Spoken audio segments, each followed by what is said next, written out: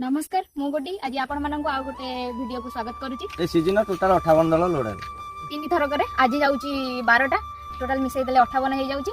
तो कुमार भाई आज कोन हमको कहिबे टिके तांका घर टिके सुनि नला।